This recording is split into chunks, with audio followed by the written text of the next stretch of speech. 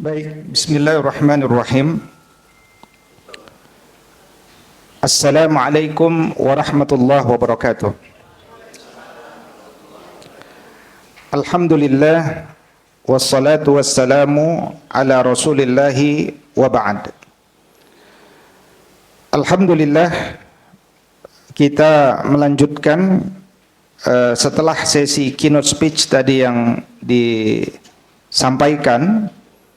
Maka Sekolah Islamisasi Sains ini merancang kurikulumnya dengan sedemikian rupa sehingga dari awal sampai akhir. Alhamdulillah, guru-guru kita berkesempatan terlibat, terkecuali Profesor Dr. Didin Hafiduddin. Beliau rumahnya ada di samping masjid ya. Beliau sedang sakit. Sehingga sudah 3 pekan ini pasca operasi belum bisa banyak terlibat secara fisik. Kita doakan mudah-mudahan beliau mendapatkan kesehatan. Kemudian yang kedua, Dr. Adian juga seharusnya juga kami undang sebagai ketua prodi doktoral di Ibnu Khaldun, namun hari ini beliau hari ini beliau bukan beliaunya tunangan, anaknya tunangan ya. Anaknya menikahkan. Nah, yang ketiga ada Ustadz Hamid Fahmi Zarkasi, tidak bisa keburu waktunya. Namun yang lainnya insya Allah bisa hadir. Alhamdulillah. Jadi nanti kami berharap para hadirin wal hadirat lulus mendapatkan sertifikat 19 JP, 19 jam pelajaran, dan karena itu diharapkan bisa mengikuti semua kegiatan ini secara online setelah ini, full online, dan kemudian bisa mengikuti ketentuan-ketentuan yang ada, termasuk menyampaikan resume dan seterusnya. Pada pertemuan hari ini kita akan menyampaikan materi Islamic Overview. Kemudian pertemuan kedua pendidikan sains Islami. Pendidikan ketiga lebih ke filosofis, yaitu sains, problem dan islamisasi, akan disampaikan oleh Ustadz Samsudin Arif. Kemudian basis-basis islamisasi sains akan disampaikan oleh Dr. Nirwan Syafrin. Kemudian perbincangan tentang ilmu sosial akan disampaikan oleh Dr. Budi Handrianto. Kemudian ilmu ekonomi akan disampaikan oleh Dr. Henry Tanjung. Ilmu psikologi akan disampaikan oleh Dr. Bagus Priyono, psikolog. Beliau seorang peneliti dari UGM yang juga memahami betul tentang persoalan psikologi hari ini. Kemudian ilmu alam akan disampaikan oleh Dr. Wendy Zarman. Dan nanti kegiatan ini akan ditutup dengan evaluasi menyeluruh gerakan islamisasi sains hari ini yang akan disampaikan oleh Dr. Ugi Soeharto, seorang pendiri daripada INSIS ya. Alhamdulillah. Baik, berikutnya bahwa materi Islamic Overview ini adalah materi yang materi wajib di Ibnu Khaldun Bogor. Bapak Ibu, apapun jurusannya, bisa mengambil lanjutan kuliah di Ibnu Khaldun, di Magister Pendidikan Islam, ataupun jurusan yang lain. Juga bisa mengambil doktor bidang pendidikan Islam, atau ekonomi syariah, atau bidang yang lain di Ibnu Khaldun Bogor. Dan banyak sekali yang sudah melanjutkan kuliah di sini dengan background berbeda-beda. Bahkan ada yang sudah doktor 3 kali, ngambil lagi doktor pendidikan Islam di sini. Namanya tidak saya sebutkan lah ya. Tapi ketika saya tanya kenapa kuliah lagi, katanya saya mau bersihin kepala di sini.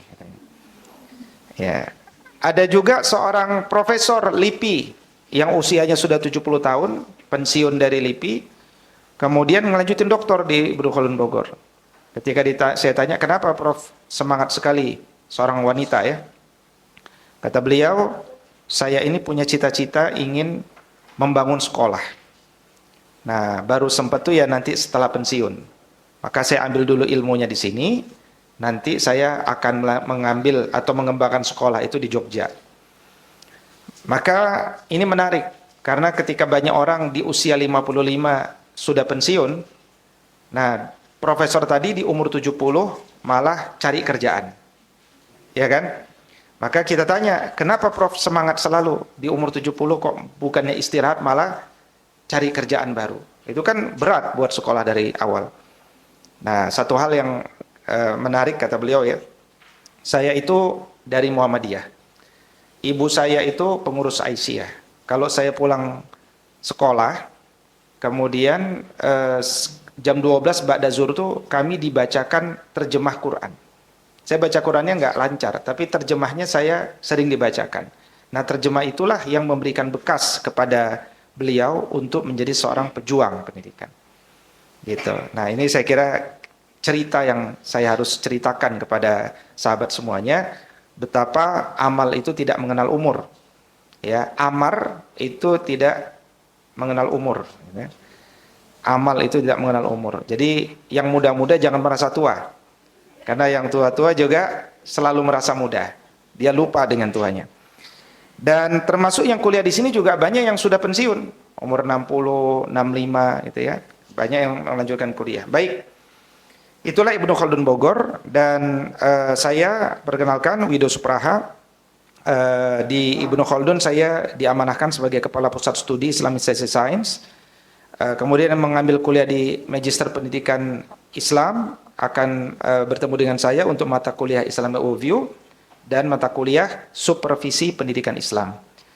Aktivitas kami juga di beberapa tempat di MUI Pusat dan beberapa organisasi seperti BKSPPI. Jadi Bapak Ibu, di depan Bapak Ibu itu ada air minum, nama air minum Suti. Air Suti ini adalah produk BKSPPI. Langsung dari Gunung Salak dan di ruqyah oleh santri-santrinya Dr. Ahmad Alim Al-Hafidh.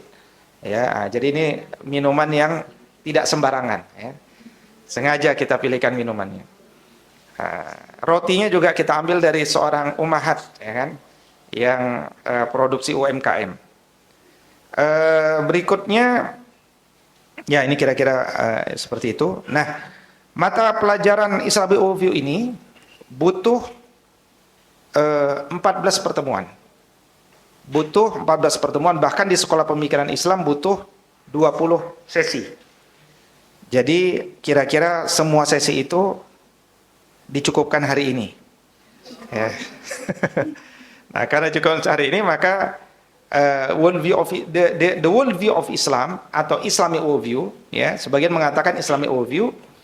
Sebagian lagi Dr. Ugi mengatakan saya lebih nyaman dengan the world view of Islam.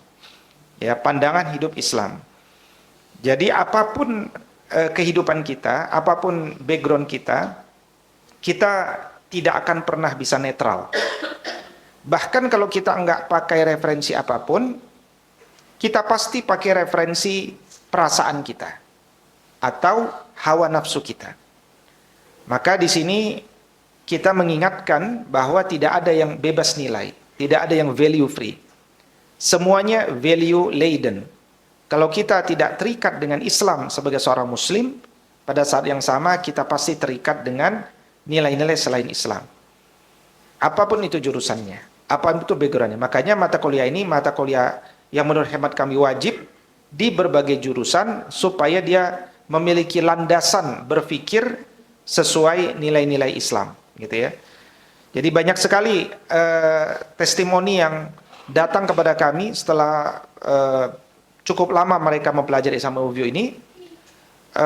Bahkan ada beberapa profesor, ya, kebetulan di kelas ini tidak ada yang profesor. Sebelumnya kelas-kelas sebelumnya ada yang ikut itu beberapa profesor dan juga ada doktor. Mereka mengatakan setelah mengikuti ini sepertinya saya harus menulis ulang buku-buku kami. Karena ternyata buku-buku yang ditulis selama ini lebih kepada ngejar target ya, atau juga kering daripada spirit-spirit Islam, tidak menggugah Sehingga juga tidak banyak dibaca, karena buku itu hanya sekedar pelengkap dari gelar-gelar kita hari ini. Sebagian orang mengatakan Anda tidak boleh subjektif, Anda harus objektif. Nah, di sini kami tidak mengenal istilah subjektif dan objektif, karena istilah ini tidak dikenal dalam pandangan dalam sejarah peradaban Islam. Dan secara logika juga tidak mungkin. Pertama, kalau disebut objektif, kalau disebut saya subjektif, tidak objektif untuk menceritakan sebuah objek, pada faktanya kan kita sedang membahas sebuah objek. Misalkan ini ada objek, apa ini? Gitu kan? Nah, ketika saya, subjeknya saya menilai ini, iya kan? Maka pasti saya sedang berorientasi pada objek. Jadi tidak mungkin saya membicarakan sesuatu yang tidak terkait dengan dia. Sebenarnya dalam pengertian itu saya objektif. Tapi ketika saya membaca ini terbatasi dengan pemahaman saya. Pemahaman saya terbatasi dengan pengalaman saya. Pemahaman saya terwarnai dengan pandangan hidup saya. Siapa saya? Subjek. Tapi apalah saya untuk mengetahui apa ini?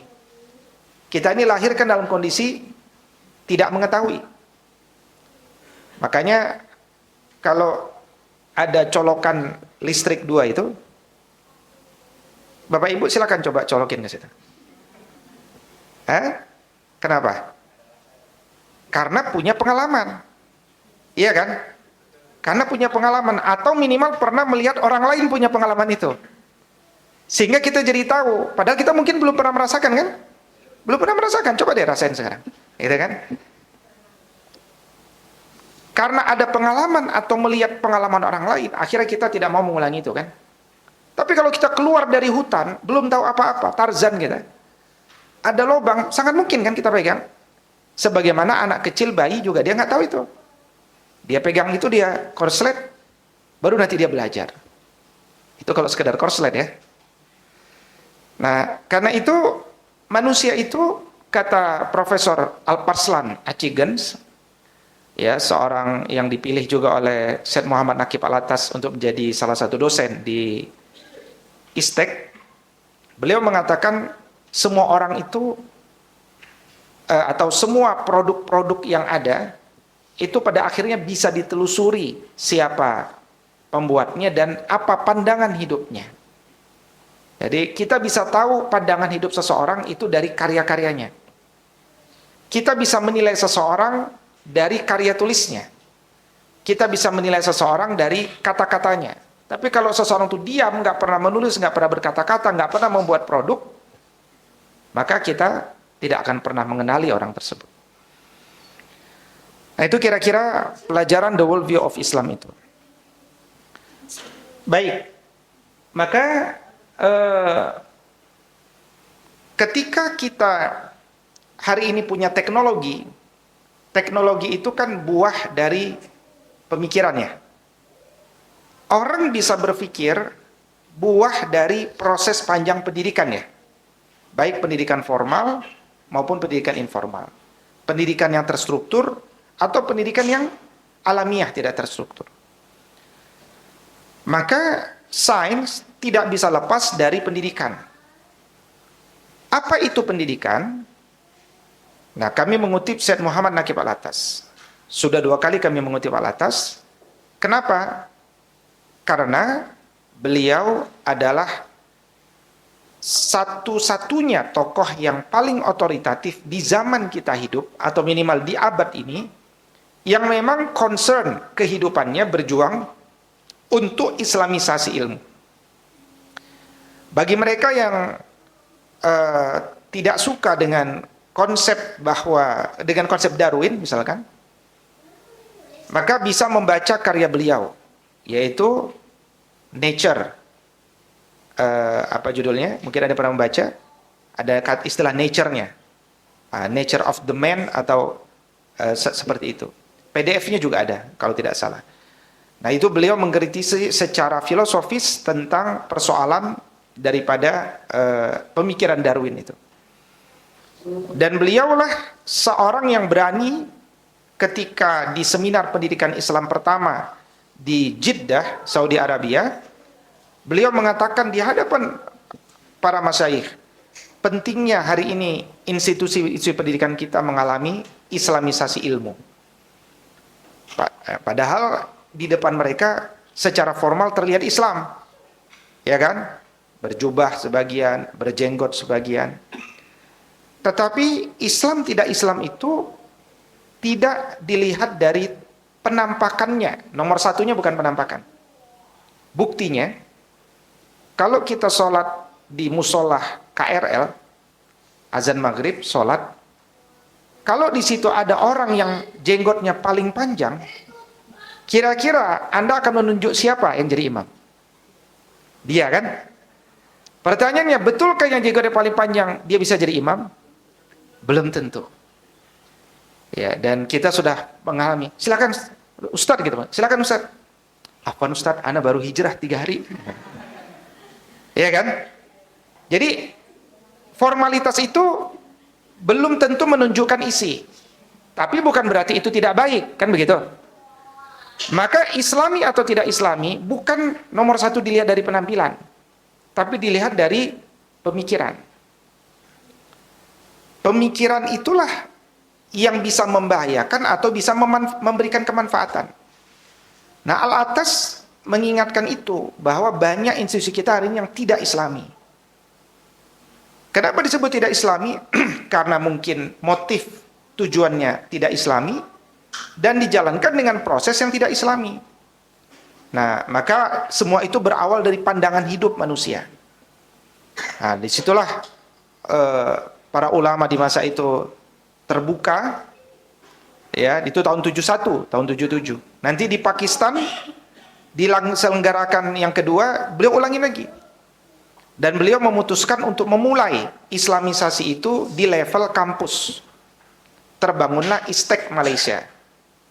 Ya, ISTEK Malaysia itu adalah buah karya beliau. Mulai dari logonya, bangunannya, ya, kemudian kontennya, kurikulumnya, dosen-dosennya, semuanya out of the box. Karena kita ini muslim merdeka apa terjajah? Ciri orang terjajah adalah takut tidak mendapatkan pengakuan dari si penjajah. Iya kan? Kurikulum, coba telusuri siapa yang buat kurikulum hari ini? Kurikulum kampus dulu. Rumpunnya siapa yang membuat? Ketika seseorang tidak berani membuat kurikulum, tidak berani membuat turunannya, hanya karena takut tidak diakui oleh mereka, pada saat itu sebenarnya kita sedang terjajah, suka tidak suka. Dan Al-Atas bisa jadi teladan dalam hal ini, bahwa beliau merdeka dalam semua. Menyusun program S1-nya, S2-nya, S3-nya, bebas. Ya, ibarat kata, kalau hari ini kampus membuat orang yang sangat spesialis. Tapi Ibnu Khaldun tadi terlihat sebagai sosok yang cukup generalis, gitu ya. Cukup generalis. Meskipun kita belum tentu bisa menguasai banyak hal. Ya. Ada Dr. Valeria, spesialis kebidanan. Belum tentu juga waktunya cukup untuk mempelajari spesialis paru, misalkan gitu kan. Tapi bukan berarti suatu ketika Dr. Valeria nggak boleh bicara islamisasi ilmu. Tidak bisa bicara tentang usul fiqh misalkan. Ya kan?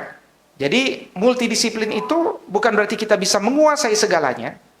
Tapi juga bukan berarti kita hanya terbatasi dengan hanya satu cabang ilmu.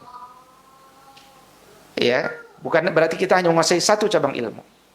Ini bisa dibaca nanti di bab kedua dari kitab Adabud Dunya Waddin karya Imam Al-Mawardi. Kata beliau, ilmu itu banyak, ya, sehingga satu orang bisa menguasai banyak, meskipun tidak semua cabang ilmu bisa dikuasai satu orang. Maka dia perlu kerjasama antar orang-orang yang multidisiplin ilmu itu.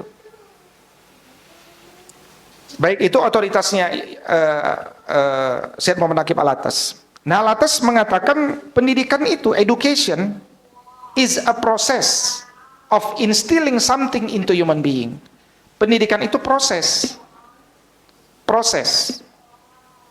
Ada mahasiswa kita, seorang dokter, ngambil S2. Saya tanya kepada beliau, dokter, kenapa sih kalau di infus itu kan tetesannya lama ya? Sesuai apa tuh Ustazah? Sesuai detak jantung kali ya? Iya. Iya, silakan. Ada rukhsah.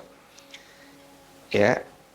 Jadi saya tanya, kenapa enggak dicepetin aja tetesannya biar cepat habis gitu kan?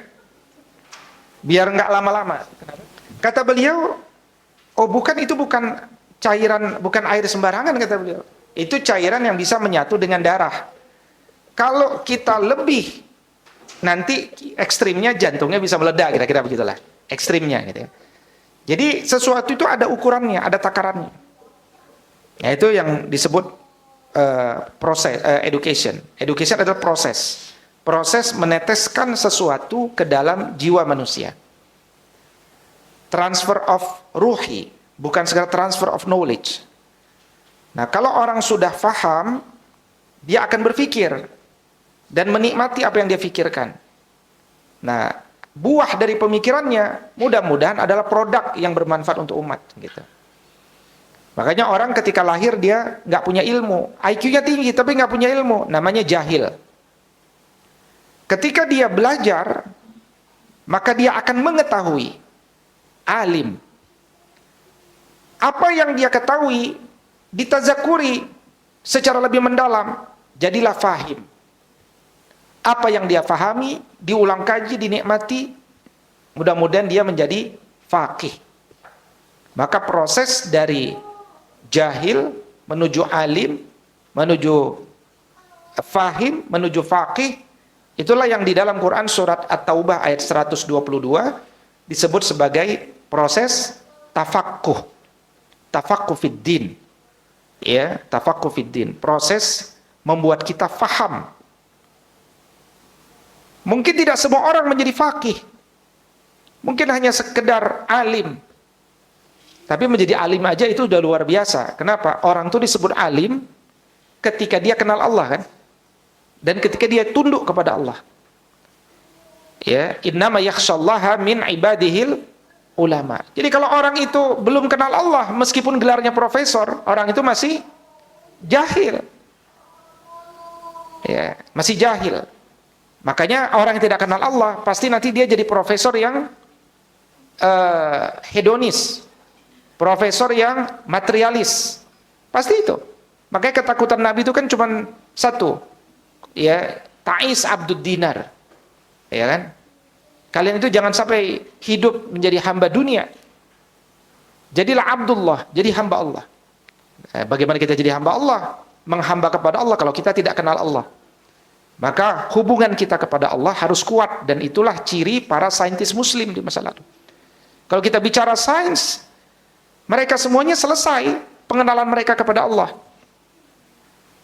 Dan ketika mereka dekat kepada Allah, wattaqullaha wa yu'allimukumullah. Jadi rumusnya itu taat kepada Allah, Allah yang akan ajarkan berbagai hal kepada dirinya.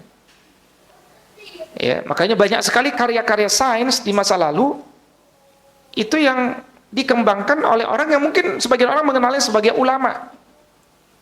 Ya, kita nanti akan menyelenggarakan beberapa webinar membedah kitab-kitab ulama di masa lalu yang bicara tentang sains, tentang produk-produk sains, produk-produknya. Bagaimana produk ini dibangun?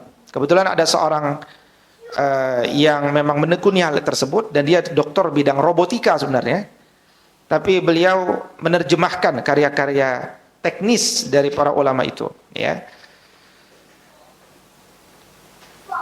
Baik, berikutnya,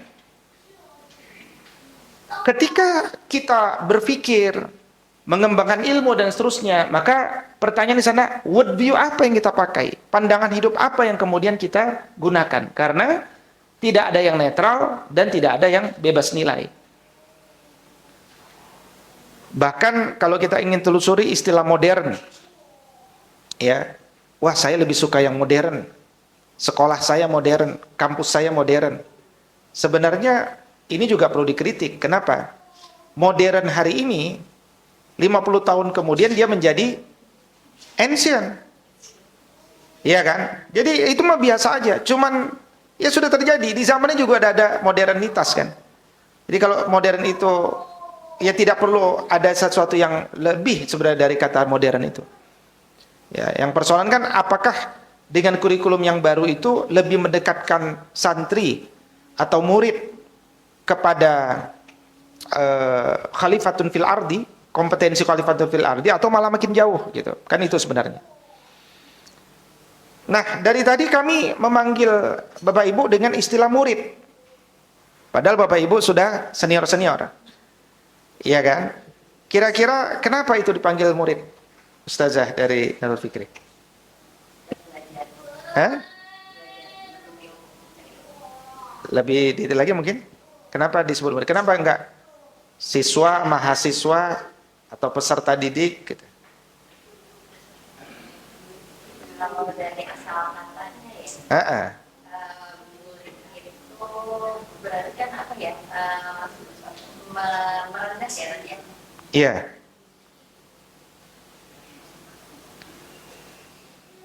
Baik, Dokter Valeria mungkin udah bisa jawab. Murid itu dari bahasa Arab. Mm-mm. Ambil dari bahasa Islam. Sehingga kalau yang wajar kalau Ibnu Khaldun memanggil orang yang belajar Islam sebagai murid. Bagian dari muridnya. Artinya apa itu murid? Kalau fokusnya tapi seseorang yang mengikuti seorang guru. Oke, Mengikuti seorang guru. baik. Indosat sekarang dibeli sama siapa? Apa nama perusahaannya? Uridu, ya kan? Saya mau. Uridu, ya. Uridu. Saya berkehendak, saya mau. Jadi kata murid itu dipilih oleh Imam Al-Qushairi, ya, dipilih oleh Imam siapa? Apa nama kitabnya? Ya, saya lupa. Ya, Imam Al-Qushairi misalkan. Jadi murid itu adalah bermakna seseorang yang punya kemauan kuat, kehendak kuat. Karena dia merasa butuh dengan ilmu, dia punya kemauan kuat untuk menuntut ilmu. Bertakhalluk dengan Allah yang punya iradah. Jadi bagaimana kita menyadarkan kepada setiap orang, Anda dan saya butuh ilmu. Pada saat itu kita menjadi murid. Kenapa nggak pakai kata siswa? Bukan sekedar karena dia dari bahasa Sanskerta, tapi karena makna siswa itu artinya wajib taat. Sebuah tulisan di Kementerian Pendidikan sendiri, saya baca artikelnya waktu itu ya, mengkritik penggunaan kata siswa untuk SD, karena siswa itu secara bahasa tadi, orang yang wajib taat saja tanpa dialog dan seterusnya itu anak TK namanya katanya. Jadi PAUD itu cocok siswa. Nah, apalagi kalau Ibnu Khaldun mahasiswa, itu makin nggak cocok. Ya, makin nggak cocok. Maka akhirnya kita coba balik murid dengan pemahaman. Kenapa Anda dipanggil murid? Gitu. Karena kalau nggak difahamkan, dia merasa anak kecil. Masa saya dipanggil murid? Emang kita anak kecil, gitu kan? Tapi ketika dia paham, dia jadi mulia. Oh, memang aku yang punya kemauan kuat itu. Gitu. Jadi semua itu, saya ingin sampaikan bahwa Islamisasi itu sudah dimulai dari memilih kata-kata yang strategis, yang mendalam, ya. Dan itu buah bagi orang yang biasa mentadaburi Quran. Jadi kalau kita biasa tadabur Quran, biasa baca Quran pelan-pelan, hati-hati, Anda bisa jadi saintis gitu. Ya, Anda bisa jadi saintis. Kenapa? Anda kan baca pelan-pelan. Berapa jumlah ayat Quran kita, Ustadz Muhammad Iqbal? Ayat Quran kita kan sama ya Quran kita. 6.666 ayat. Berapa Ustadz Supriyadi? 6.236 ayat. Ada 7 diskusi tentang jumlah ayat Quran, paling banyak itu jumlahnya 6.236 ayat. Tapi terdapat 6.666 kandungan ayat. Nanti kita sampaikan detailnya. 6.236 ayat itu terdiri atas 77.439 kata. 77.439 kata itu terdiri atas 340.740 huruf. Dan huruf itu ada yang kata. Wa dan, fa maka, ka seperti, tak demi, la sungguh. Kan begitu? Jadi ketika kita menegakkan setiap huruf, itulah awal dari perjalanan seorang saintis. Maka saintis tidak boleh lepas dari Al-Quran. Ya. Makanya Imam Al-Jazairi dulu mengatakan, engkau jangan tinggi-tinggi ingin menegakkan peradaban sebelum engkau terbiasa menegakkan setiap huruf dalam Al-Quran. Ya. Nah, makanya supaya bisa menegakkan setiap huruf itu bacanya nggak boleh cepat-cepat. Warattilil Qur'ana tartila. Bacanya pelan-pelan tuh artinya. Supaya bisa ditadaburi. Kitabun anzalnahu ilaika mubarakul liyadabbaru ayatihi wa liyatazakkara ulul albab. Jadi berpikir Islami tentu berpikir Qur'ani dong, ya enggak? Bagaimana mungkin orang bisa percaya diri dia seorang saintis muslim kalau dia tidak dekat dengan Quran? Ini logiknya. Maka berpikir Islami disebut berpikir Qur'ani. Berpikir Qur'ani berarti berpikir keseluruhan huruf yang membentuk kata, kata yang membentuk ayat. Maka membaca Quran tidak boleh sekedar target khataman atau one day one juz only. Karena itu hanya dapat pahala. Sementara yang wajib dapat makna. Makna yang kemudian kita fahami. Nah, kebiasaan itu yang akan membangun kita nanti menjadi kritis dalam penggunaan kata. Dan itu ada manfaatnya loh. Orang kalau, ini contoh ya, undang-undang kesetaraan gender gitu. Ini kisah perjuangan beberapa tahun yang lalu. Undang-undang itu sekarang dipetieskan. Artinya bisa muncul berikutnya. Tapi waktu di tahun itu dia nggak maju. Waktu itu kalau tidak salah, ya Dr. Samsudin Arif sebagai satu wakil. Kemudian yang lainnya ada ibu-ibu dari Komnas HAM macam-macam seterusnya. Kemudian Dr. Samsudin Arif tidak menggunakan kajian yang panjang. Dia cuma bilang, kita ini di Indonesia. Gender itu bukan bahasa Indonesia. Jadi, gender itu nggak cocok jadi judul undang-undang. Nah, cukup segitu aja. Dari situ saja itu sudah membuat orang, iya kok kita buat undang-undang gender ini apa? Bahasa siapa ini? Nah, itulah awal dari cara kita untuk mengalahkan undang-undang. Itu undang-undang itu sementara ditahan, karena waktu itu pimpinan komisinya sejalan dengan kita. Kalau tidak salah waktu itu Ustadz Muzammil Yusuf. Ya, tapi bukan berarti nanti ke depan tidak bangkit lagi. Tergantung pimpinan komisi semuanya. Dan tergantung berapa jumlah kursi yang mendukung atau tidak mendukung. Ya. Maka itulah ulama tadi tetap dia dekat sama politik. Ya, karena memang pada akhirnya hal-hal yang terkait dengan hajat hidup orang banyak itu diputuskan di sana. Nah, bayangkan kalau dari 600 orang anggota dewan, 400-nya tidak mengerti ilmu. Ya, atau mungkin dia artis yang nggak punya ilmu, tapi artis yang dikenal masyarakat, misalkan kan, tapi dia artis yang nggak mengenal ilmu. Kira-kira keputusannya bagaimana? Itu logiknya.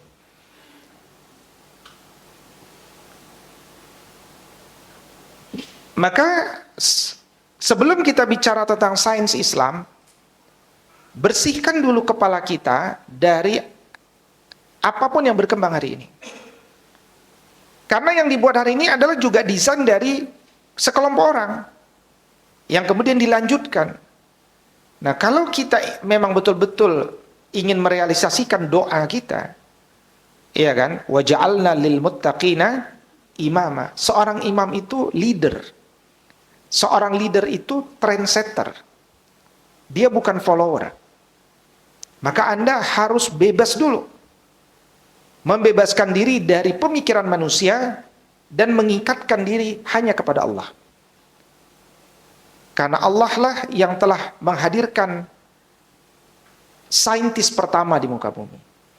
Siapa? Saintis pertama itu Nabi Adam alaihissalam. Nabi Adam diutus ke muka bumi ini pakai baju apa nggak pakai baju? Kalau ada yang mengatakan pakai baju, kita perlu kejar baju dari surga itu di mana dia. Dia pasti nggak pernah usang bajunya. Nah kalau nggak pakai baju, turunnya di tengah hutan apa di padang pasir? Nah, yang kita yakini kan turunnya di sekitar Jabal Rahmah. Bukan turunnya, tempat bertemunya dengan Hawa di sekitar Jabal Rahmah. Ada yang mengatakan di Jabal Rahmah, ada di sekitar, ada di tempat tertentu. Kalau dia tidak pakai pakaian dan tidak ada daun, apalagi di sekitar Jabal Rahmah, adanya pohon Soekarno. Dan pohon itu juga baru ada setelah Soekarno, gitu kan? Sebelumnya gersang.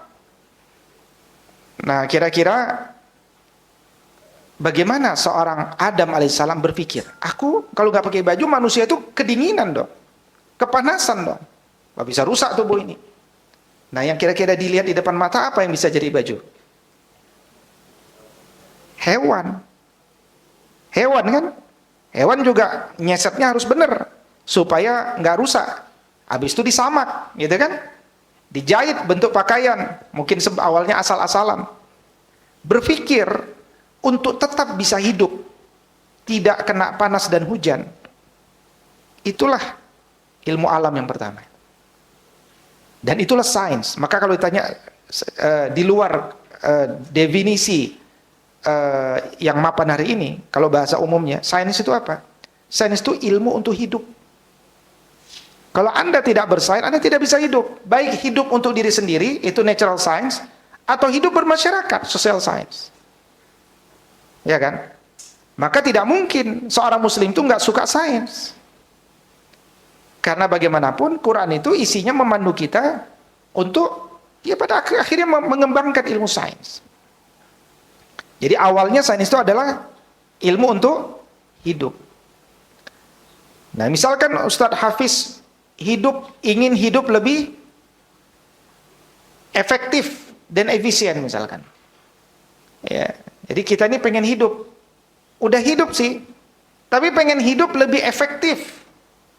Mungkin bukan lebih efektif. Nah, contoh, dulu mungkin Nabi Adam, bukan mungkin, pastinya Nabi Adam pengen menyurati anaknya di tempat yang lain. Gimana? Mungkin dengan pesan, ya kan? Dengan sampaikan ya, sampaikan. Setelah itu ada teknologi kertas, ditulis. Pernah ada yang sudah pernah ke museum Perpustakaan Nasional? Angkat tangannya. Museum Perpustakaan Nasional yang depan Monas? Satu orang, yang lain? 2, 3, yang lain belum ya? Kasihan ya. Itu ada museum namanya museum kertas. Bagus tuh. Main ke sana, bagaimana sejarah penemuan kertas, tulis gitu kan. Ketika ada kertas ada tulisan. Mungkin Nabi Adam akan sampaikan tulisan, kirim ke sana. Belum ada stempel, belum ada tanggal administrasi itu. Administrasi nanti di masa Sayyidina Umar. Stempel di masa Nabi SAW mencontoh Romawi. Ya. Oke, Nabi nanti ada cincin buat stempel. Cincinnya nggak boleh dicontoh oleh orang lain. Tapi ini butuh waktu, tidak efisien, tidak efektif, ya, tidak efektif. Kemudian berkembanglah handphone, telepon maksudnya. Ada SLI, sambungan langsung Indonesia, pendapatan terbesar Indosat kira-kira dulu kan, SLI salah satunya. Telepon 1 menit, berapa tuh 1 menit? Mahal itu 1 menit, udah mahal itu. Nah, hitungannya detik kan? 1 menit berapalah, katakan 100.000 1 menit. Mahal. Ya. Tapi sudah membuat hidup lebih efektif, tapi nggak efisien. Manusia mikir lagi, bagaimana supaya bisa hidup? Kemudian bisa hidup lebih efektif. Kemudian lebih efisien. Berkembanglah produk, salah satunya kalau dalam konteks komunikasi hari ini WhatsApp. Di mana Anda cuma bayar 50.000 sebulan, setiap bulan, dan Anda bisa nelpon sesukanya ke Amerika. Kan gitu kan? Habislah semua teknologi yang dulu dibanggakan, akhirnya perusahaan harus mengalami perampingan. Banyaklah yang dipecat dini, baik dari Excel, Indosat, Telkomsel, mulailah banyak pengangguran. Ternyata ada hubungannya perkembangan teknologi dengan pengangguran. Makanya Islam tuh menariknya, jangan didik anakmu menjadi tenaga kerja. Didiklah dia bisa hidup dimanapun dia berada. Ya, kalau tenaga kerja, ya siap-siap resikonya dia akan selesai di PHK. Gitu. Nah, perkembangan sains sekarang adalah bagaimana menjadi lifestyle. Contoh baju deh. Baju tadi supaya bisa hidup. Tapi sekarang orang pakai baju bukan hanya untuk bisa hidup, tapi untuk gaya, lifestyle. Dan masing-masing punya keunikannya. Nah, itu buah daripada leader. Kalau dia leader, ya, dia akan bisa membuat sesuatu yang unik. Jadi kalau kita ingin menjadi seorang pemenang, ya memang harus kita buat unik. Kalau kita mengikuti, ya udah banyak. Ya, kenapa saya harus kepada Anda? Kira-kira begitu. Berikutnya ada istilah, Anda ingin jadi high order thinking atau low order thinking. Sebenarnya istilah high order thinking ini istilah dari siapa? Siapa? Taksonomi Bloom. High order thinking itu adalah berpikir kreatif, berpikir tinggi. Ya, Ustaz Hafiz dapat ilham deh. Ya. Jadi berpikir tinggi, berpikir kreatif. Jadi percaya nggak?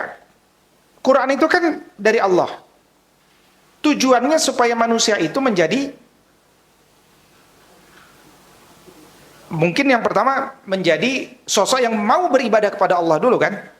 Quran mendorong orang bisa beribadah kepada Allah. Itu namanya transcendental, vertikal kepada Allah. Setelah itu menjadi khalifatullah. Khalifatullah itu kan penjaga bumi atas nama Allah. Menjaga bumi itu kan butuh kompetensi, kapasitas. Menjaga alamnya dan menjaga manusianya. Berarti dia harus mengerti ilmu alam dan mengerti ilmu tentang manusia. Di mana nanti cabang mengerti ilmu manusia itu salah satunya psikologi. Mengerti fisiknya, cabangnya kedokteran. Ini kira-kira begitu. Mengerti prevensinya, namanya kesehatan masyarakat. Mungkin orang ada kecenderungan masing-masing. Saya pengen yang langsung fisiknya, saya pengen jiwanya, saya pengen preventifnya. Ya tergantung prevensi seseorang. Tetapi tujuannya adalah untuk menjaga bumi, menjaga manusianya, supaya mereka semuanya tetap bisa nyaman bertasbih kepada Allah. Kita melihara kucing, melihara burung. Ya, burung itu tiap hari bertasbih kepada Allah. Bayangkan kalau tuannya memberikan makan, mencintai dan seterusnya, dia akan mendoakan tuannya. Boleh nggak melihara burung? Boleh nggak melihara burung? Boleh. Dalilnya? Adiknya Anas bin Malik, yang namanya Abu Umair. Nughairnya wafat, ya, dan Nabi memberikan semangat kepada Abu Umair. Ya. Nah, selama kita menyayangi burung itu, ya, menyayangi burung itu.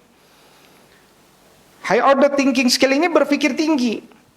Maka untuk menjadi seorang khalifah yang kompetensinya tinggi, cukup nggak hanya dia hafal Quran.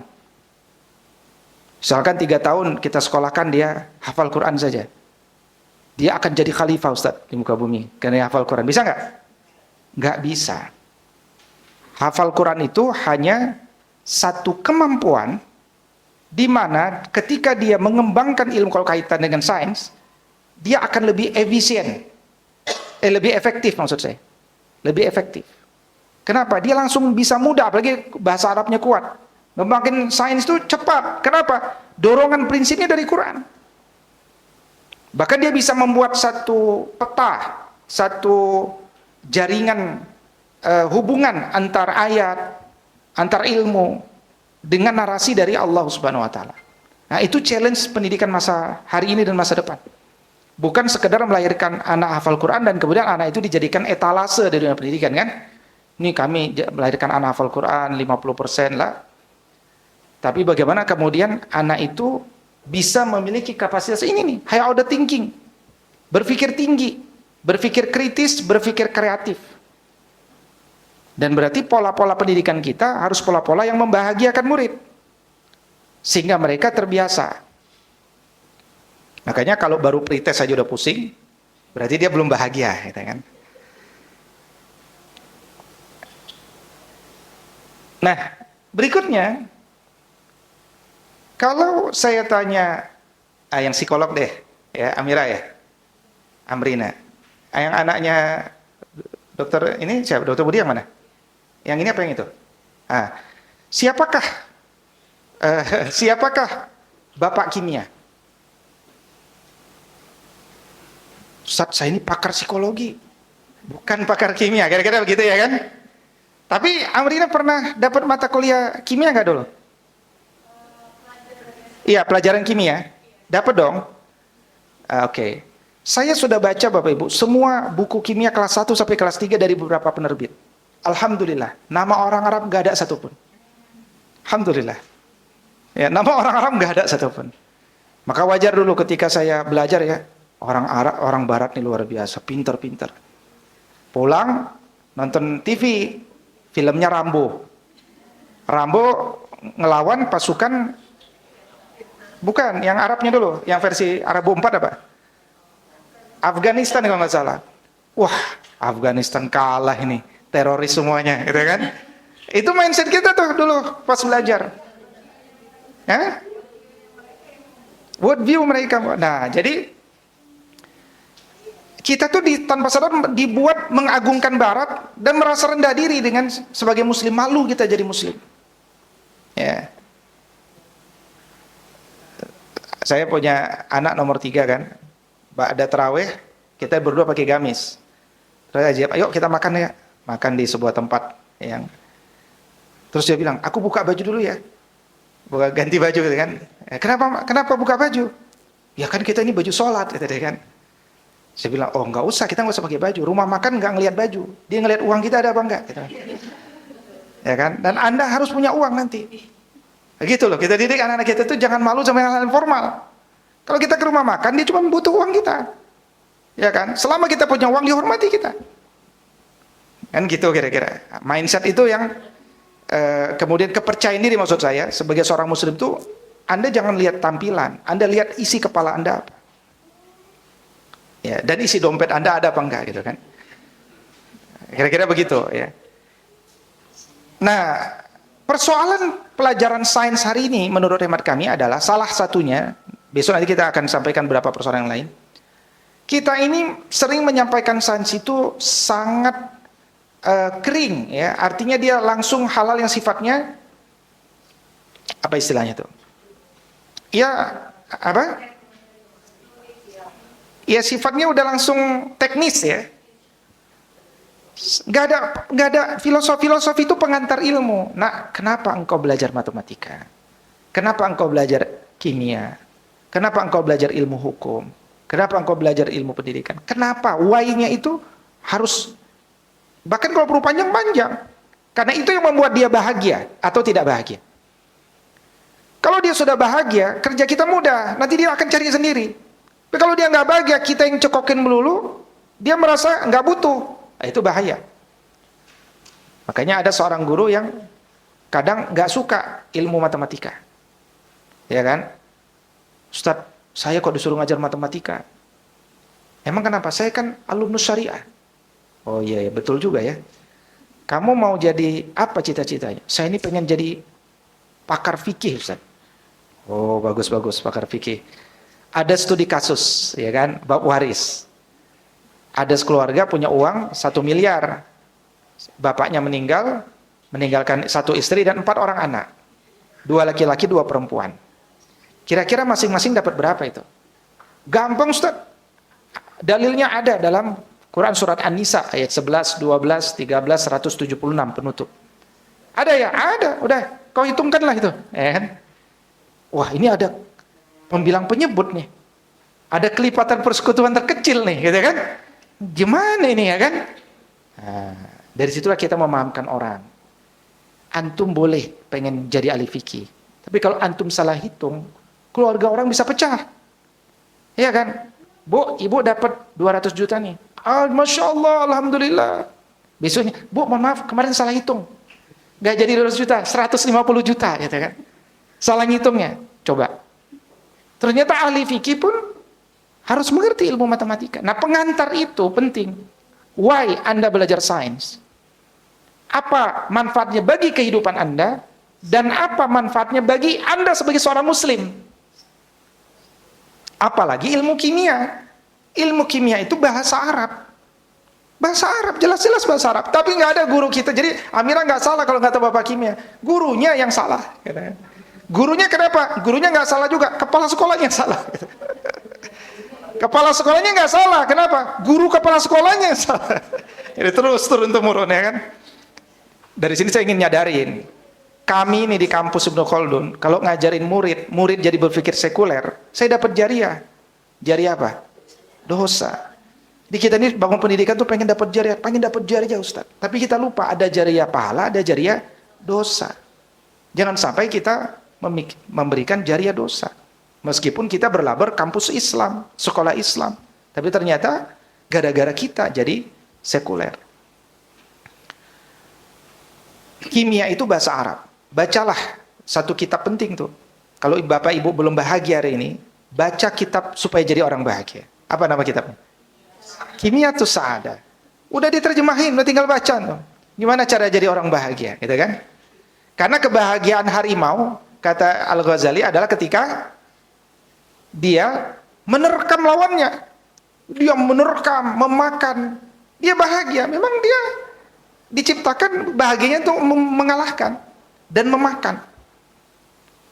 Tapi ke manusia bukan harimau, kata Ghazali. Jadi Anda tuh bukan hewan seperti mereka. Kebahagiaanmu bukan dengan mengalahkan orang lain, memakan orang lain, tidak. Gitu kan? Nah, kimia itu berasal dari bahasa Mesir, khemiyah. Makanya nanti kita baca sejarah peradaban Islam itu, di antara ilmu alam yang pertama kali berkembang dalam sejarah peradaban Islam, itu adalah ilmu kimia. Dan ilmu kimia itu saking besarnya dan saking berkontribusinya tokoh ini, sampai ilmu ini disebut ilmu dia. Siapa dia? Jabir ibn Hayyan. Jadi ilmu kimia itu sering disebut ilmunya si Jabir. Ilmunya si Jabir. Ya. Oke. Maka dalam hal ini pertanyaannya, akrabkah kita dengan sejarah kepemimpinan sains Islam? Akrabkah kita dengan sejarah kepemimpinan sains Islam? Penting bagi kita untuk mempelajari. Dan itu yang tidak ada di banyak sekolah. Dan dia harus ada di sekolah dan kampus antum. Ya.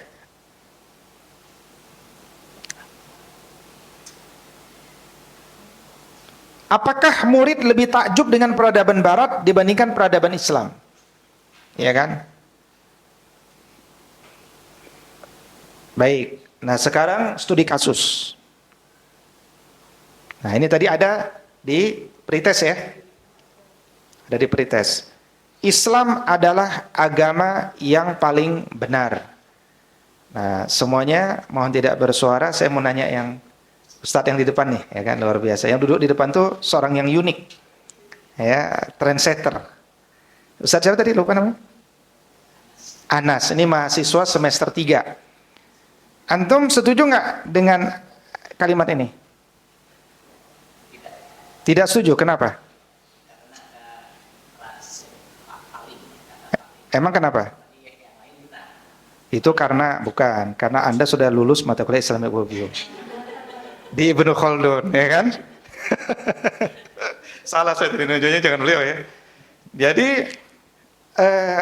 kadang-kadang orang yang cinta banget sama Islam, kan dia cinta. Ketika saya katakan Islam itu bukan agama yang paling benar, itu dia langsung marah. Maksud Ustadz apa? Islam itu agama yang paling benar, Ustadz. Itu perasaan kan? Emang iya, saya bilang, iya Ustadz. Dalilnya apa? Inna dina indallahil Islam. Apa artinya tuh? Sesungguhnya agama yang paling benar adalah Islam. Ente ngarang katanya. Ngarang dia kan?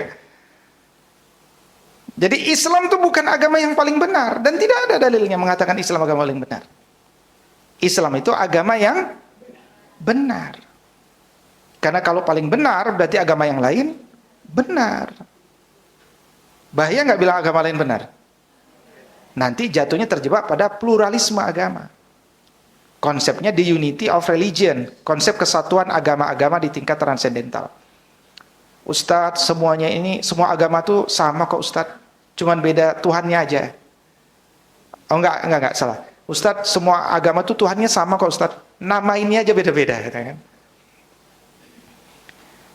Sampai sini paham, Bu? Pak? Apa pelajarannya? Teliti dan cermat. Berbasis ilmu, bukan basis perasaan. Berikutnya, studi kasus kedua. Ciptakanlah manusia yang Qur'ani dan humanis. Setuju Bapak Ibu? Bentar. Ibu yang paling depan, Ibu siapa Ibu? Bu Roro ya, nggak berani kalau Ibu Roro. Ibu Roro ini istrinya almarhum Ustadz jadi lupa nah. Ustadz Hari Santoso ya. Ustadz Hari Santoso almarhum. Ustazah siapa? Saya berani. Ustazah Sarah dari? Taib. Ciptakanlah manusia yang Qur'ani dan humanis. Bu Roro, Bu Sarah setuju? Qur'ani pasti humanis kan? Cakep, luar biasa. Ibu yang paling belakang? Ibu siapa? Ya. Oh iya, Ibu Aulia. Ibu Aulia dari Serang. Oh iya, dari dosen. Bu Aulia, ciptakanlah manusia yang Qur'ani dan humanis. Pasti setuju dong? Setuju, cakep. Sampingnya Ustadz Misran, Pak siapa? Pak Laude ya, dari Bogor ya. Pak Laude dari institusi Ummul Qura. Oh, dari Ummul Qura ini, sini. Oke. Setuju ya Pak Laude ya? Qur'ani dan humanis setuju? Oke. Ganti aja ciptakannya jadi wujudkanlah ya. Wujudkanlah manusia yang Qur'ani dan humanis. Setuju dong? Oke. Semuanya setuju? Saya setuju? Oh, tidak semua maksudnya ya. Siapa tadi yang bilang nggak setuju? Dokter, terus? Ini Ibu siapa? Ibu? Ini, Ibu ini mahasiswa ya? Mahasiswa kita ya? Oh bukan ya? Saya ketemu Ibu ini di mana ya? Oh iya. Iya Bu ini silakan. Bu In setuju nggak? Nggak setuju. Kenapa Bu In nggak setuju? Karena Bu In sudah lulus sekolah adab. Ini yang sudah lulus nggak bisa ditanya ini. Pak Herman setuju Pak Herman? Oke, ciptakan diganti. Wujudkanlah manusia yang Qur'ani dan humanis. Atau jadilah manusia yang Qur'ani dan humanis. Setuju? Setuju, oke. Nah, oke, saya dalam hal ini membersama yang tidak setuju. Dan yang sudah lulus sekolah-sekolah yang tadi gitu ya. Nggak setuju. Kenapa nggak setuju? Nah, berbeda biasa. Hah? Oke. Betul, cakep ya. Qur'ani pasti humanis. Oke, kalau gitu saya ganti gini. Lahirkanlah manusia yang Qur'ani karena dia pasti humanis. Setuju? Ibu jadi setuju dong? Makanya lahirkanlah manusia yang Qur'ani karena dia pasti juga sudah humanis. Betul, setuju? Oke, kalau gitu Qur'aninya kita buang. Lahirkanlah manusia yang humanis. Humanisnya nggak usah. Humanisnya nggak usah. Atau gini, lahirkanlah manusia yang Qur'ani karena salah satu cirinya adalah humanis. Oke, setuju? Oke. Ya, jadi Islamisasi itu berawal, mohon maaf nih. Apa hubungannya dengan Islamisasi? Karena Islamisasi itu berawal dari pemilihan kosakata. Pemilihan kosakata. Baik. Jawabannya adalah jangan terburu-buru. Maknai kata secara ilmiah. Tadi Bapak Ibu setuju dengan humanis karena kenapa setuju dengan humanis? Karena humanis itu di kepala Bapak Ibu bermakna manusiawi. Iya kan? Manusiawi kan? Padahal itu perasaan Bapak Ibu.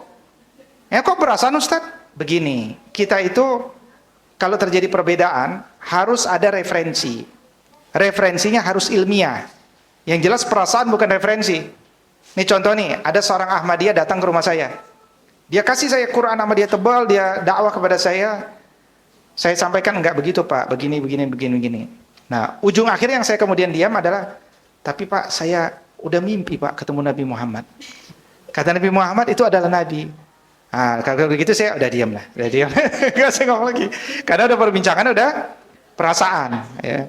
Perasaan. Oke ya. Nah sekarang, cara menjawab ini gimana Bapak Ibu? Ketika Bapak Ibu masih setuju dengan kata humanis, saya sedang berusaha membuat Bapak Ibu tidak setuju dengan kata humanis. Kenapa? Karena humanis itu bukan bahasa Indonesia. Dia bahasa Inggris. Nah, sekarang kita cari, diambil dari mana? Dari kata humanist. Humanis itu apa? Humanis itu udah apa? Apa itu kenapa? Nah, harus dicari dari kamus. Ya.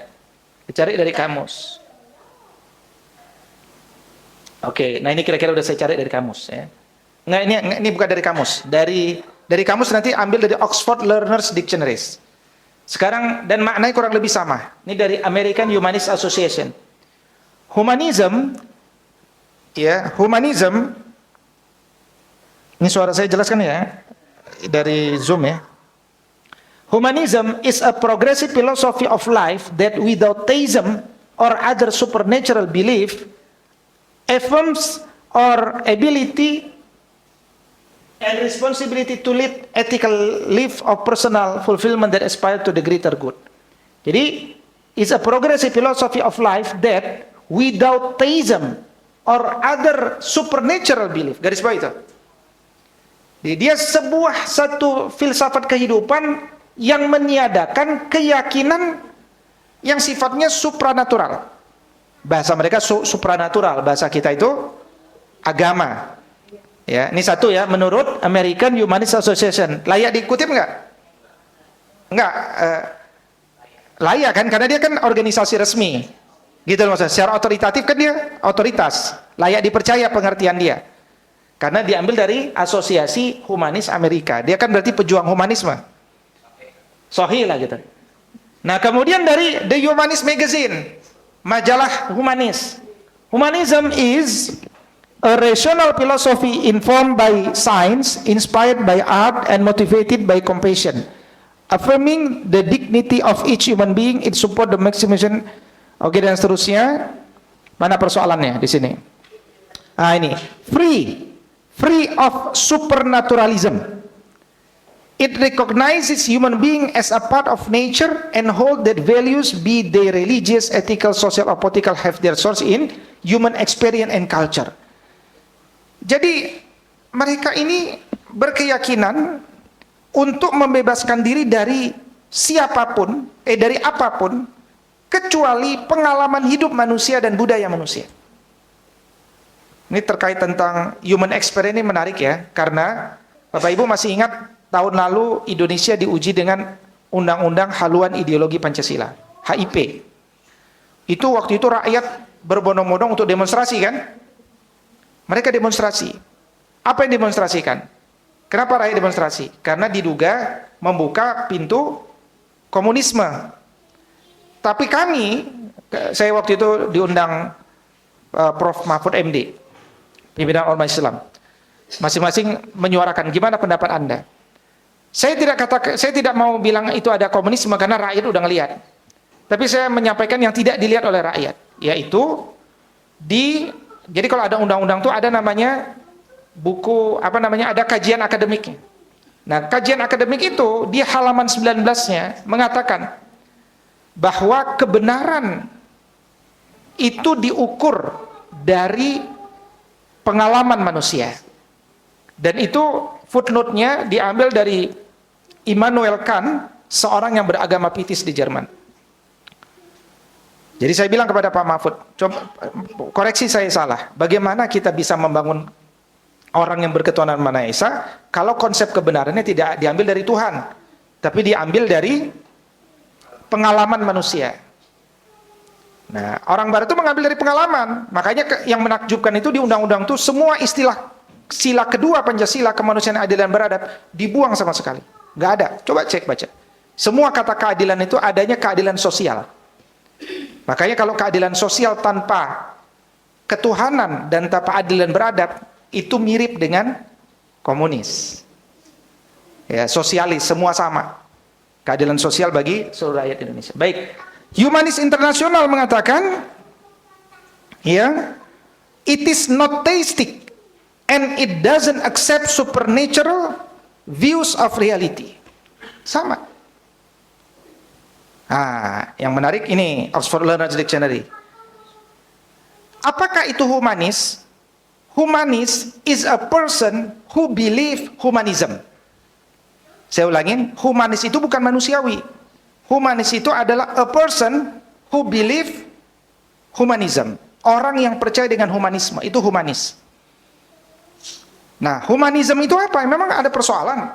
Humanism bukan isme tentang manusiawi. Humanism adalah a system of thought that consider that solving human problems with the help of reason is more important than religious belief. Satu keyakinan yang meyakini bahwa menyelesaikan masalah kehidupan manusia dengan bantuan logika atau akal lebih penting daripada keyakinan beragama. Paham Bapak Ibu? Dan Bapak Ibu nanti cek di KBBI humanis. Adalah orang yang mendukung humanis. Maka kita ingin sesuatu itu manusiawi, tapi jangan pakai kata humanism gitu. Jangan pakai kata humanis maksud saya. Karena setiap kosakata pasti ada rujukannya, ada referensinya. Sampai di sini, apakah jelas maksudnya? Oke ya. Baik, itu kira-kira studi kasus, contoh-contoh diksi. Oh, sudah jam 11, mohon maaf. Kita baru mukadimah kan? 11 ya. Kita harus jujur dengan waktunya.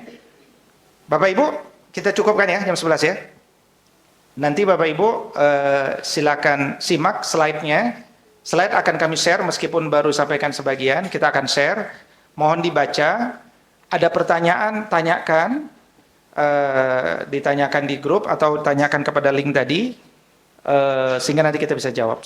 Intinya Islamic Worldview ini mendorong Bapak Ibu untuk terbiasa kritis menerima sesuatu karena gerakan kita adalah gerakan Islamisasi. Ini jadi begini, Islam ini sedang berjalan, kehidupan ini sedang berjalan, sedang memimpin. Kemudian di tengah arus deras kepemimpinan Barat itu kita ingin membuat gerakan. Kira-kira penggeraknya harus percaya diri nggak? Itu dulu nomor satu. Kira-kira penggeraknya udah ngerti nggak ada masalah di Barat? Yang ketiga, penggeraknya tahu nggak cara melakukan Islamisasi? Penggeraknya paham nggak tentang pondasi pandangan hidup Islam sebagai basis daripada Islamisasi? Maka itu semua berawal dari berpikir. Baik, saya tutup. Tadi ada 5 pertanyaan ya dalam ujian ya. Pertanyaan pertama tadi apa? Islam.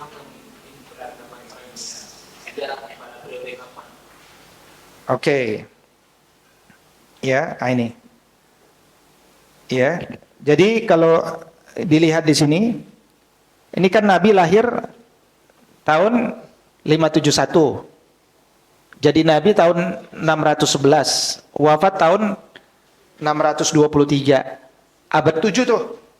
Abad 8 Islam udah mimpin peradaban sains. Abad 8 itu. Jabir ibn Hayyan itu tahun 850-an.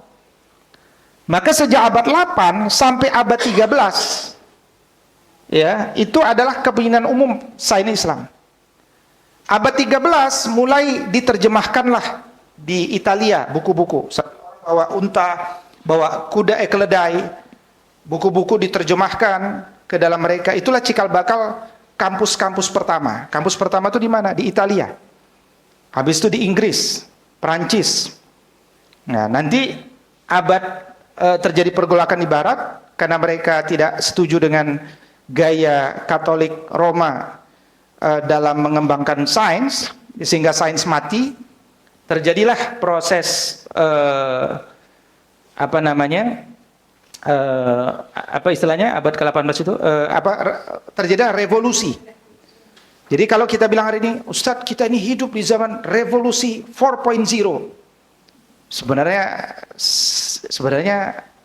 kita harusnya nggak usah bangga, karena Jepang aja nggak mau ikut itu kan. Jepang kan ikutnya society 5.0. Karena istilah revolusi itu istilah kami dengan ini menyatakan membuang agama Katolik.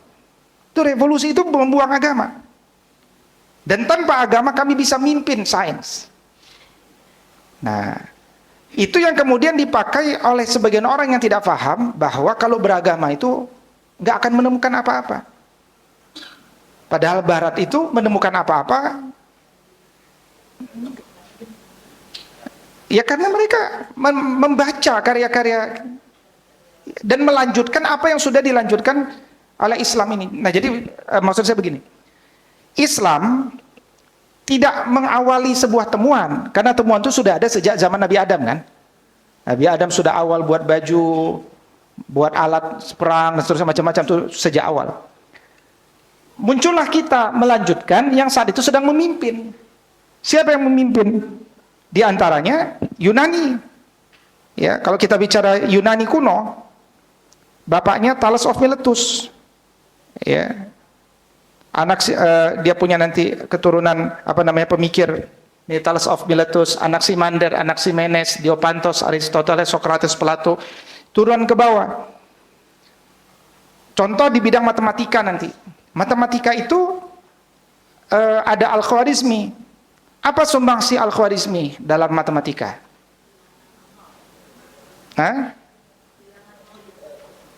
Yaitu angka 0. Tapi angka 1 sampai 9-nya siapa yang menemukan? India. Jadi bukan Islam itu menemukan semua. Islam melanjutkan pemikiran-pemikiran dari sejarah peradaban yang ada. Nah, kebayang tuh, kalau itu gaya kita menyampaikan dan itu faktanya, itu saja sudah membuat kerjasama di antara peradaban. Antara peradaban itu akan saling berterima kasih, apapun agamanya akan saling bekerja sama. Nah, yang dilakukan oleh Barat itu ketika membangun di abad 18 revolusi itu, mereka mengatakan bahwa kamilah yang superior, kalian itu nggak ada apa-apanya, nggak pernah menemukan apa-apa, kalian bangsa barbar, kalian itu pemalas, kalian itu pemimpi. Itu tuduhan-tuduhan mereka di buku-buku mereka. Ya. Nah, sekarang kita di abad 20, Islam sudah memimpin minimal 7 abad. Minimal tuh. Kalau kita nggak hitung abad 14, 15, 16 gitu kan. Nah, sekarang kita di abad 21. Belum ada 4 abad Barat memimpin. Kita sudah memimpin 7 abad lebih. Maka sudah saatnya di tengah PBB yang tidak mampu melindungi siapapun hari ini, kecuali kepentingan 5 negara itu, ya itulah saatnya kita untuk bangkit kembali dengan sains yang kita miliki, dengan sains yang kita kembangkan. Gitu. Oke, itu ya tadi pertanyaan. Pertanyaan kedua? Pertanyaan kedua tadi apa? Oke, dah. Yang ketiga? Itu. Ente pengen jadi muslim militan nggak? Bukan militan itu pertanyaan tadi. Oke. Bapak Ibu pengen jadi muslim yang radikal nggak? Oh, kalau udah psikolog bilang iya, saya udah setuju tuh. Pengen jadi psikolog yang radikal nggak? Kenapa? Coba jawab, Amira. Oke.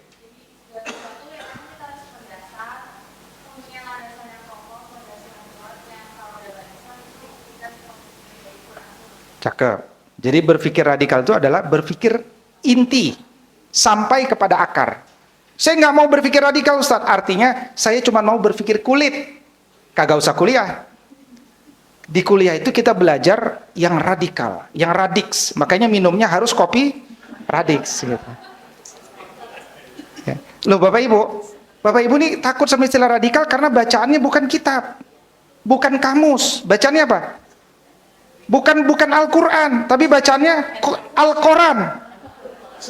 Iya kan? Di Quran kita takut dengan radikal. Padahal radikal itu sesuatu yang harus kita capai. Bapak Ibu, kami bertemu dengan Kapolri, PUI, saya pimpinan PUI. Betul Kapolri. Kapolri itu salah satu nasihatnya pertemuan kedua itu adalah, pertemuan pertama bahkan. Umat Islam, ini kata Kapolri ya, non Muslim ya. Umat Islam harus hari ini berpikir radikal. Ya. Tapi dia sebagai pejabat mengatakan berpikir yang inti. Apa solusi bagi bangsa ini gitu maksudnya. Ya, sementara kita masih ketakutan dengan istilah radikal. Bapak Ibu mau jadi muslim yang fanatik? Kenapa? Harus ilmiah jawabannya.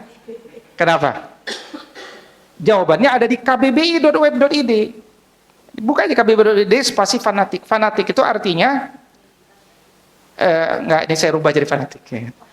Minat nanti beda lagi, cari lagi situ. Fanatik ya, fanatik itu apa? Teramat kuat cintanya.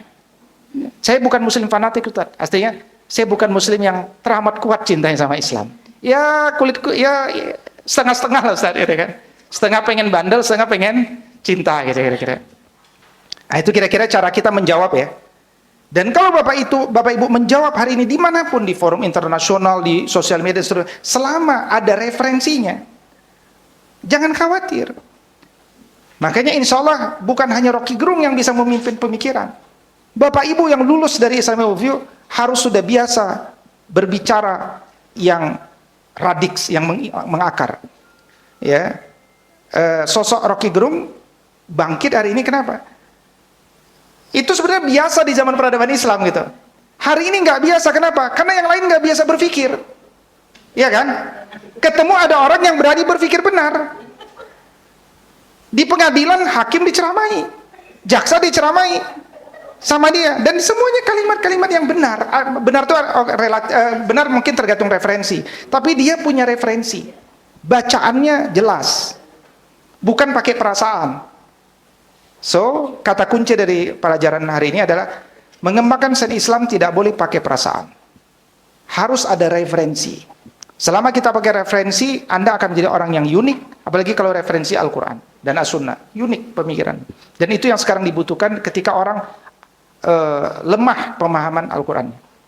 Baik, berikut tadi yang keempat pertanyaannya. Oke, itu butuh kajian. Nanti Anda baca dulu di slide ya. Nanti pertemuan besok malam, insya Allah saya jelaskan. Yang kelima.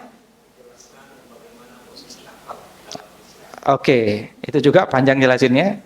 Nanti besok kita jelaskan. Baik, kira-kira demikian.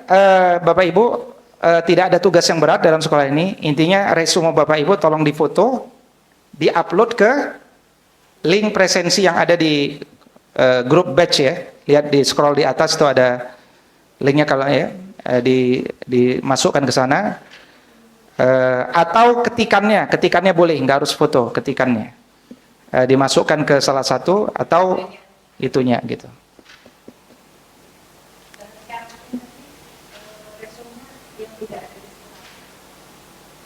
Iya, resumenya yang tidak ada di slide. Karena yang ada di slide mau ngapain di resume kan gitu ya. Ada yang mau ditanyakan dari Bapak Ibu? Dipersilakan. Ini chat.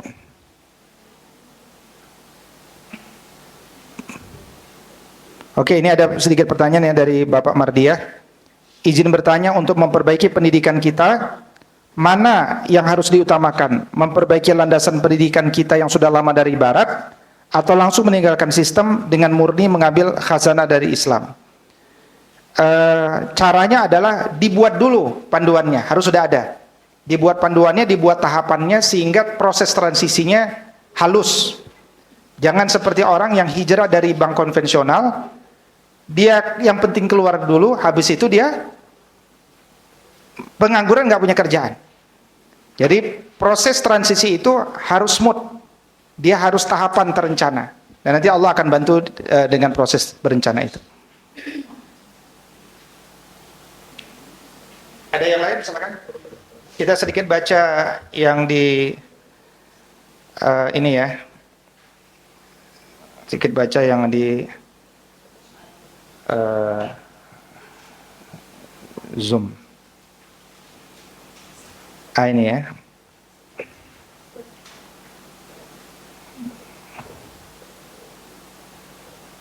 Iya. Baik, ada yang pertanyaan tadi? Nggak ada? Ya, silakan Ibu.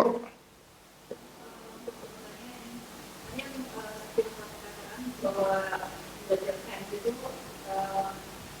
pada murid itu kan kalau saya mengajar teknik.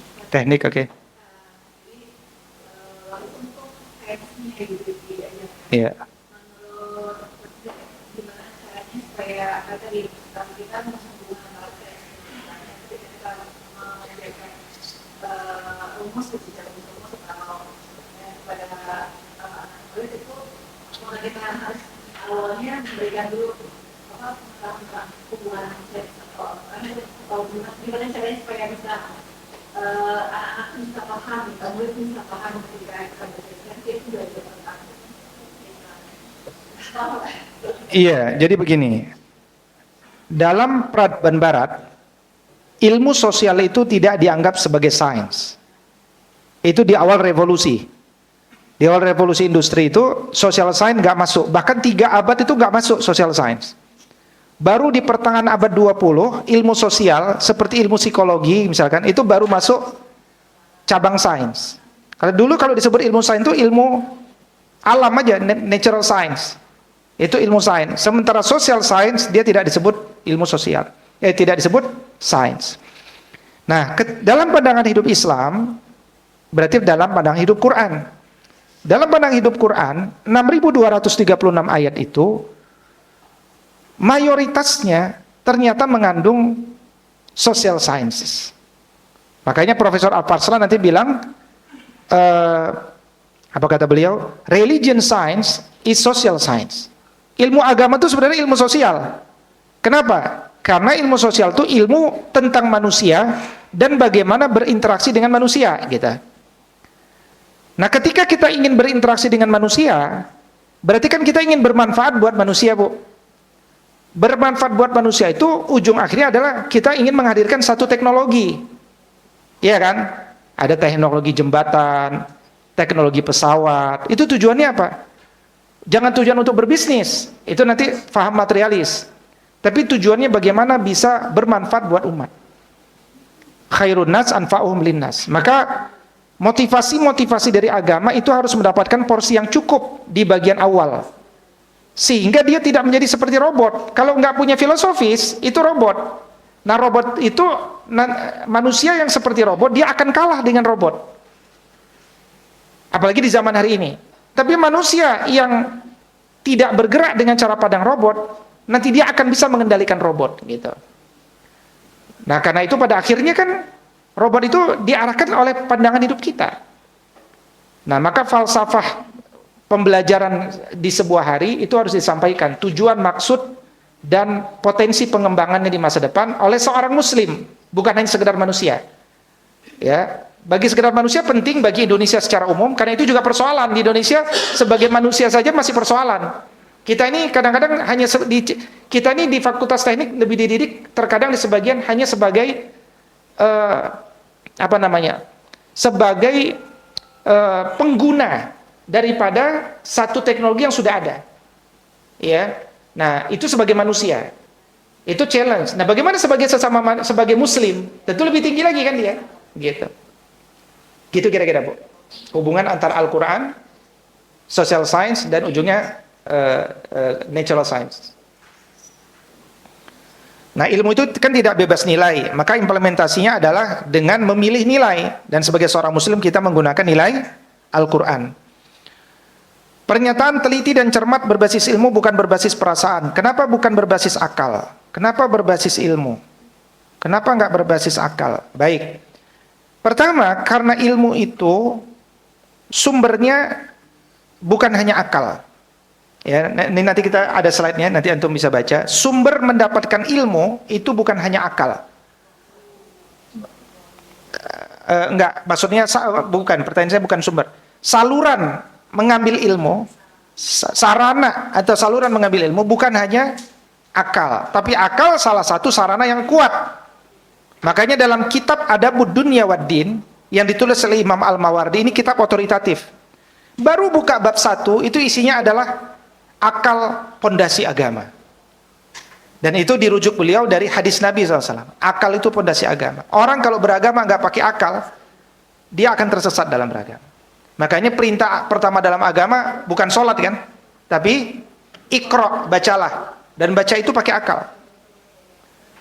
Ya. Tapi akal bukan satu-satunya saluran mengambil ilmu. Saluran yang kedua apa? Panca indera. Saluran yang ketiga apa? Khobar sodik.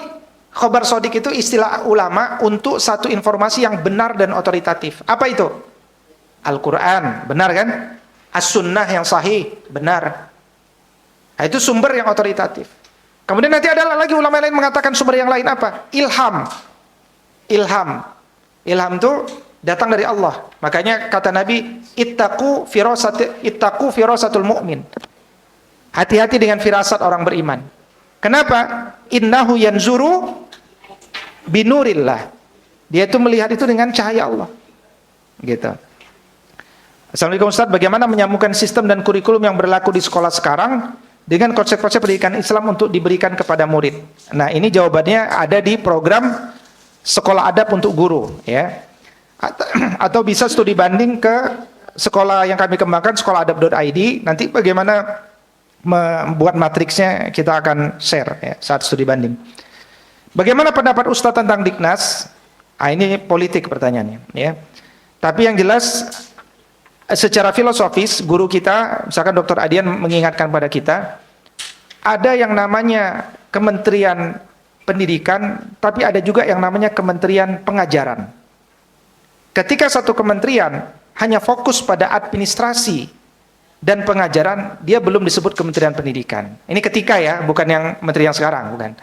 Jadi kementerian itu kalau dia hanya fokus pada bahan ajar, metodologi ajar, ya, dan hal-hal yang sifatnya administratif, maka dia masih disebut Departemen Pengajaran. Tapi kalau dia sudah fokus pada ruh guru, pada keteladanan, disitulah dia mulai masuk pada Departemen Pendidikan. Maka tidak ada pendidikan tanpa keteladanan. Bagaimana cara membangun worldview dalam melihat realitas yang ada? Ya ini, belajar Islamic worldview. Ya.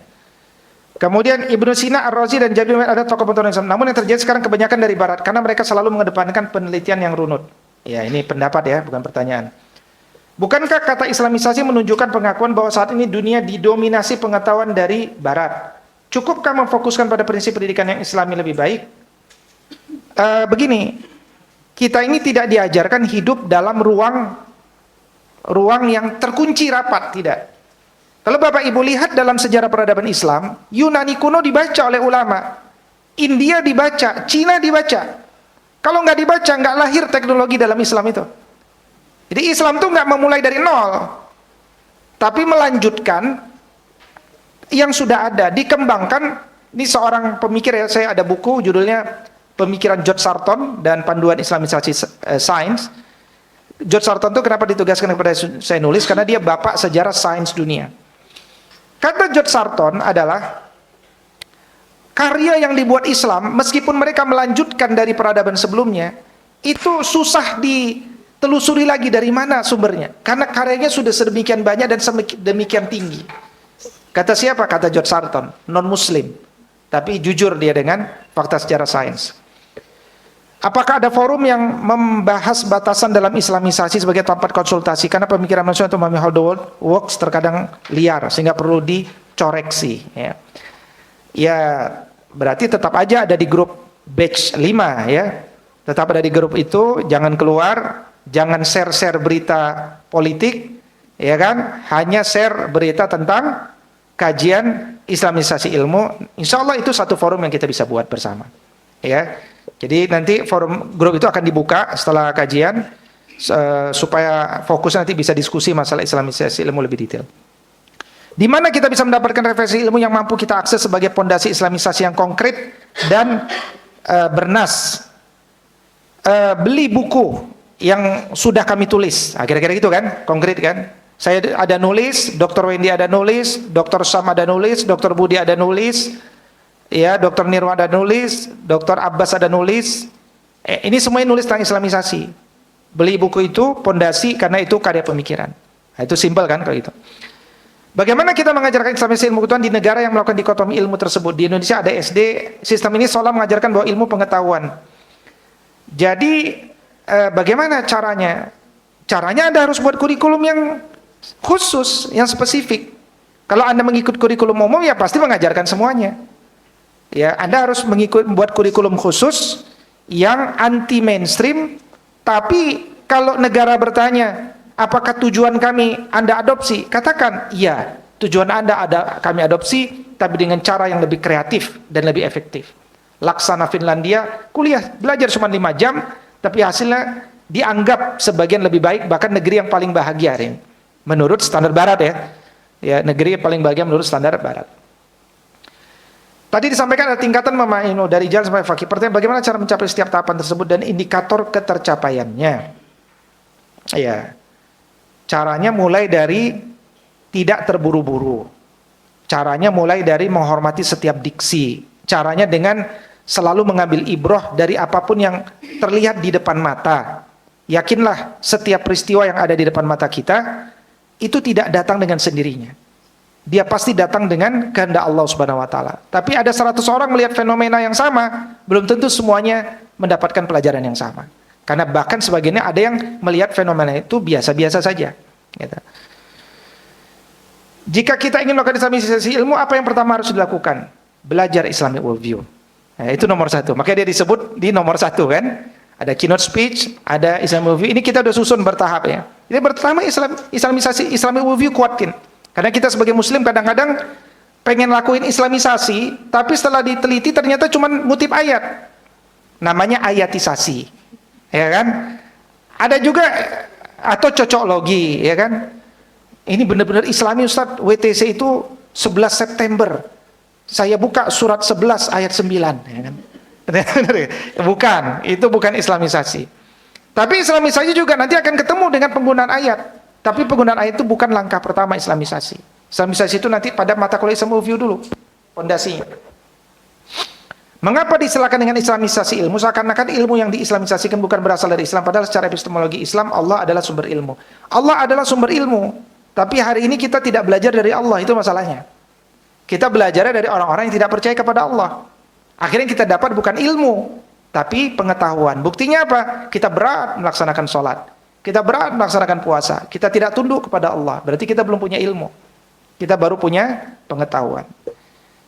Kira-kira demikian. Ini yang angkat tangan dari Surabaya, mau bertanya? Iya, silakan.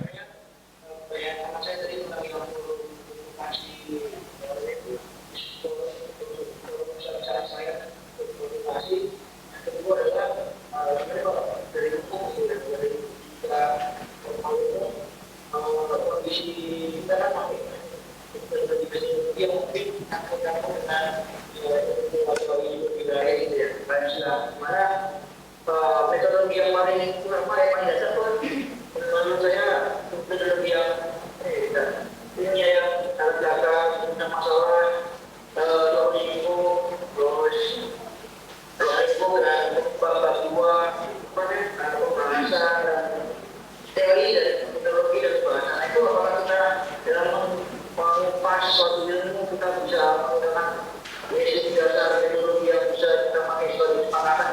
Apakah bisa pada selain metodologi dasar itu mungkin memang kalau ada metodologi kan ada metodologi intuisi dan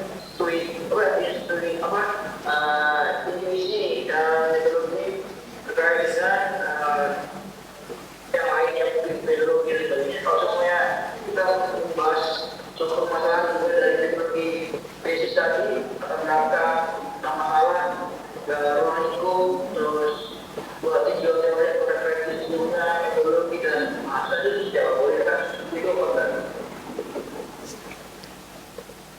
Ya, baik, terima kasih. Jadi dari Firman Syah ya, dari Firman Syah Fakultas Hukum. Jadi memang ya, ini terakhir.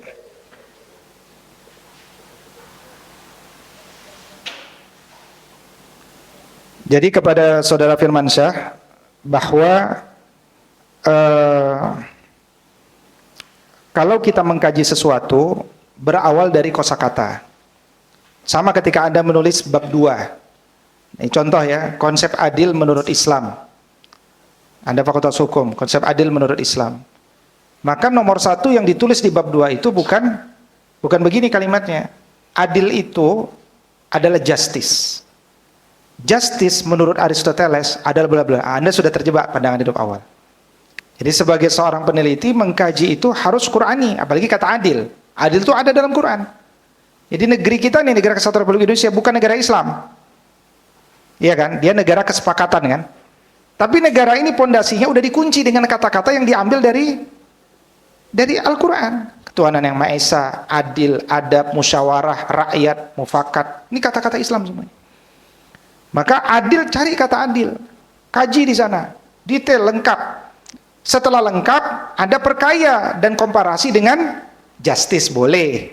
Tapi justice itu bukan objek tujuan kita. Dia hanya sekedar melihat apakah justice itu ada kesesuaian dengan adil. Apakah wisdom itu ada kesesuaian dengan adil. Nah, itu namanya memperkaya. Mengutip pemikiran orang lain boleh.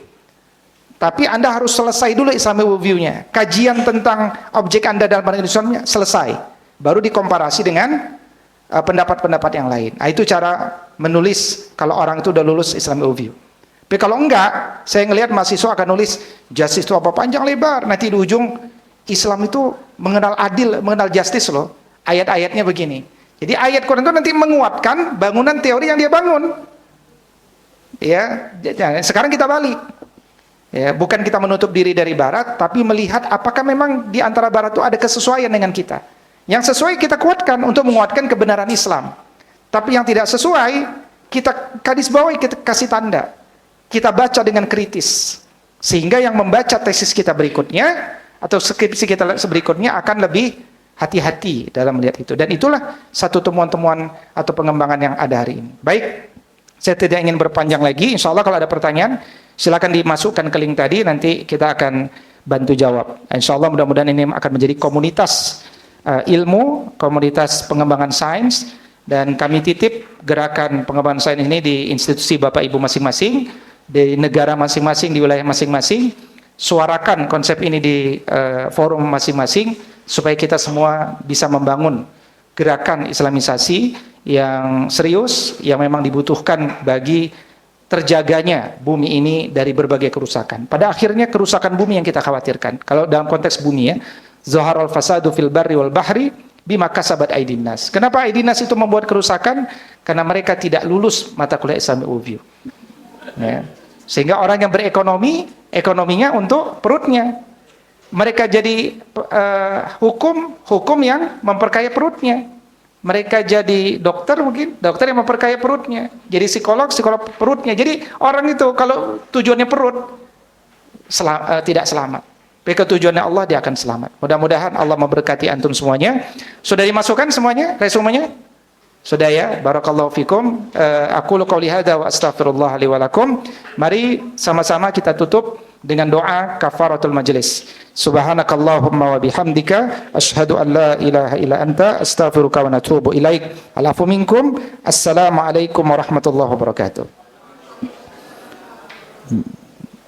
Jazakallah Ibu Dede, Bu Devi dan seterusnya.